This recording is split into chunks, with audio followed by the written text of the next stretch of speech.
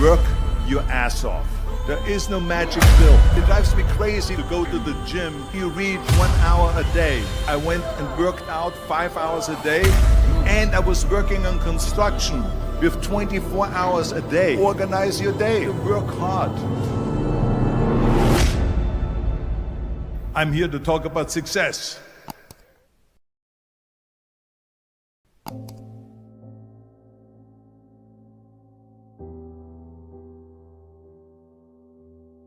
I went to college.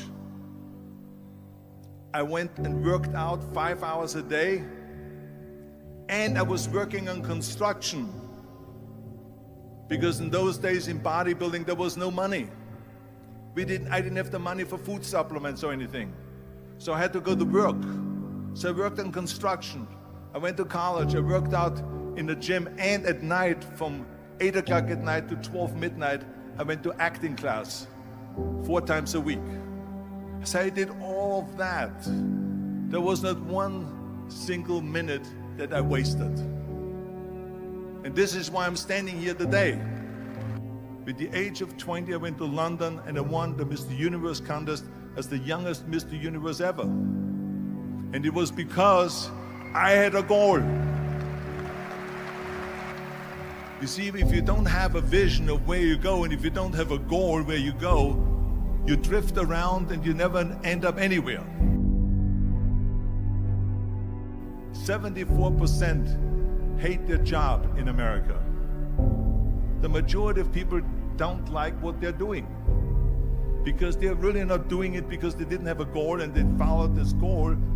They just aimlessly drift around, and then all of a sudden there's a job opening, so they get that job because you have to work. But then when you work, it's a chore. It's work. It's not fun. So if you think about, only a quarter of the people really enjoy what they're doing in life. So people always ask me, when they saw me in the gym in the pumping iron days, they say, why is it that you're working out so hard? 5 hours a day, 6 hours a day, and you have always a smile on your face. The others are working out just as hard as you do, and they look sour in the face. Why is that? And I told people all the time, I said, because to me, I'm shooting for a goal. In front of me is the Mr. Universe title. So every rep that I do gets me closer to accomplishing that goal, to make this goal, this vision, turn into reality. Every single set that I do, every repetition, every weight that I lift will get me a step closer to turn this goal into reality. So I couldn't wait to do another 500-pound squat. I couldn't wait to do another 500-pound bench press. I couldn't wait to do another 2,000 reps of sit-ups. I couldn't wait for the next exercise. So let me tell you something, visualizing your goal and going after it makes it fun. You got to have a purpose. No matter what you do in life, you got to have a purpose.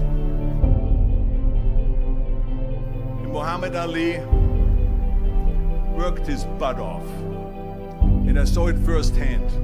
And I remember that there was a sports writer that was there in the gym when he was working out, and he was doing sit-ups. And they asked him, how many sit-ups do you do? And he said, I don't start counting until it hurts. Now think about that.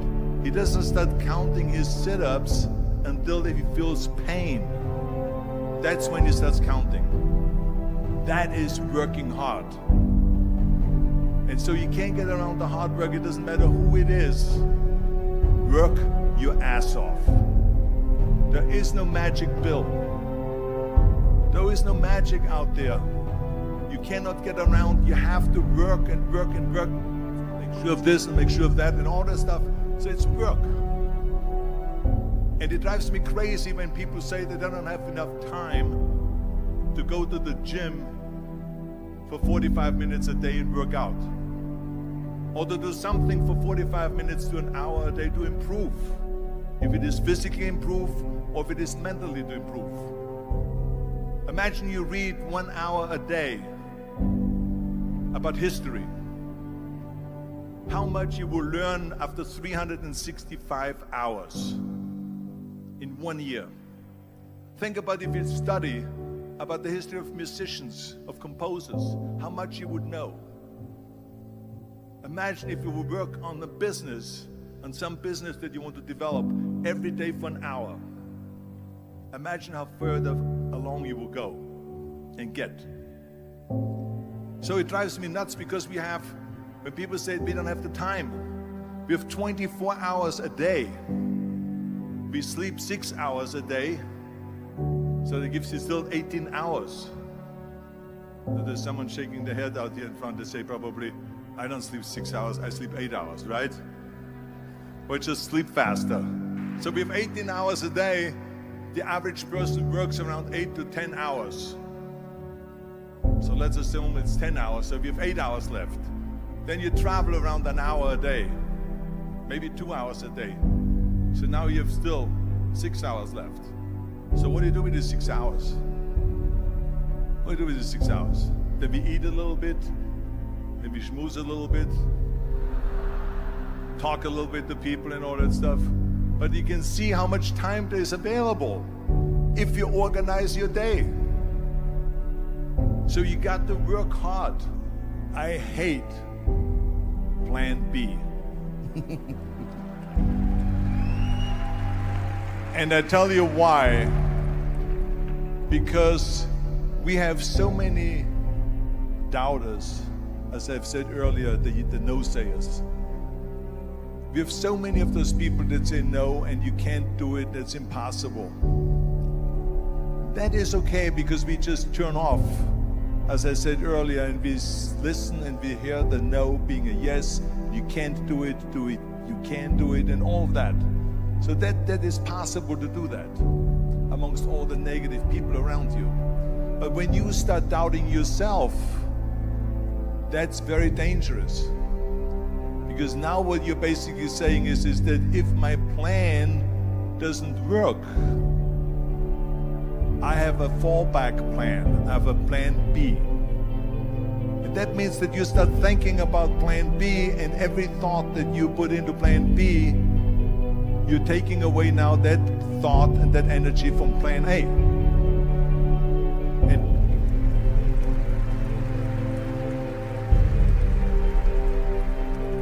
And it's very important to understand that we function better if there is no safety net, because plan B becomes a safety net. It says that if I fail, then I fall and I get picked up and I have something else there that will protect me. And that's not good, because people perform better when there's no safety net. People perform better in sports and everything else if you don't have a plan B. I'm telling you, I've never ever had a plan B. I made a full commitment that I'm gonna go and be a bodybuilding champion. I made a full commitment that I'm gonna be in America. I made a full commitment that I'm gonna get in the show business and I'm going to be a leading man. No matter what it takes, I will do the work. I will do the work over and over and over until I get it. And the same was in politics, in everything like that. So to me, it is very dangerous to have a plan B, because you're cutting yourself off from the chance of really succeeding. And the reason, one of the main reasons why people want to have a plan B is because they are worried about failing. What is if I fail, then I don't have anything else? Well, let me tell you something, don't be afraid of failing, because there's nothing wrong with failing. You have to fail in order to climb that ladder. There's no one that doesn't fail. Michael Jordan said in one of his interviews, when they said, "You're unbelievable, you're the greatest basketball player of all times." I mean, tell me about that. And he says, well, you're just mentioning the successes. But he says, for me to become the greatest basketball player, I missed 9,000 shots when I was playing basketball at the NBA games. So during these games that he was so successful, he missed 9,000 shots. Does it make him a failure? No. He's one of the greatest basketball players of all times, but he failed 9,000 times. Do you get it? We all fail. It's okay.